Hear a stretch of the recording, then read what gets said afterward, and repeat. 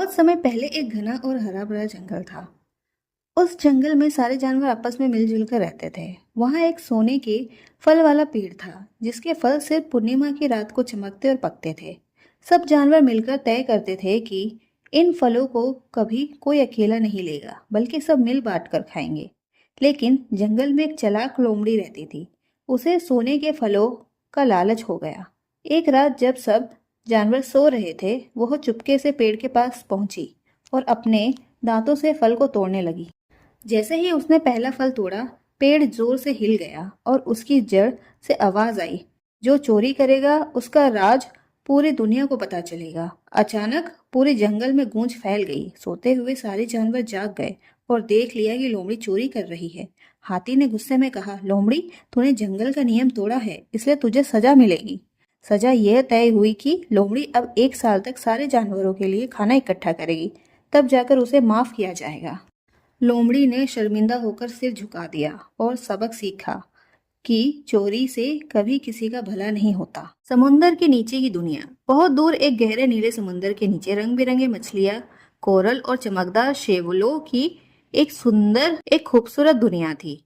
वहीं रहते थे दो प्यारे दोस्त, नीलू मछली और टोनी कछुआ।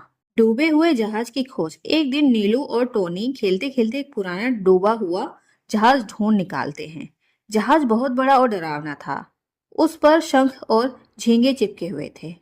जहाज के अंदर का रहस्य। टोनी ने धीरे से जहाज का दरवाजा खोला।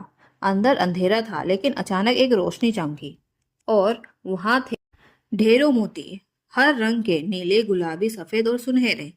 समुंदर की रानी की एंट्री। जैसे ही वे मोती उठाने लगे, समुंदर की रानी जलपरी मीरा वहां आ गई।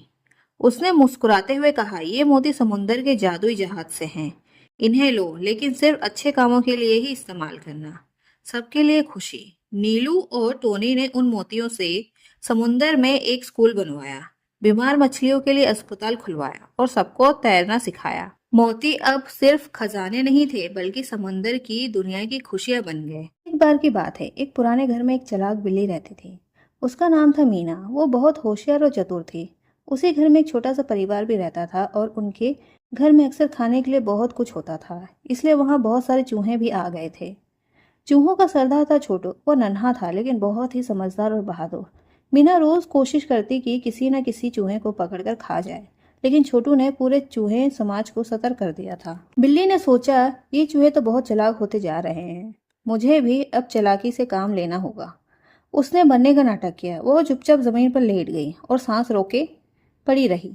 जब चूहों ने देखा कि बिल्ली हिल नहीं रही, तो उन्होंने सोचा कि वो मर चुकी है। कुछ चूहे धीरे धीरे बाहर आने लगे, लेकिन छोटू ने देखा कि बिल्ली की पूंछ हिल रही है। छोटू चिल्लाया, सावधान, ये चाल है, बिल्ली जिंदा है। सारे चूहे तुरंत वापस भाग गए। मीना का प्लान फेल हो गया। बिल्ली हैरान रह गई और सोचने लगी, ये छोटा सा चूहा कितना समझदार है। उसी दिन से मीना ने सोच लिया कि अब वो कभी चालबाजी से किसी को नुकसान नहीं पहुंचाएगी। कहानी की सीख। दिमाग से बड़ा कोई हथियार नहीं होता। साहस और बुद्धिमानी से बड़ी मुसीबत को हराया जा सकता है।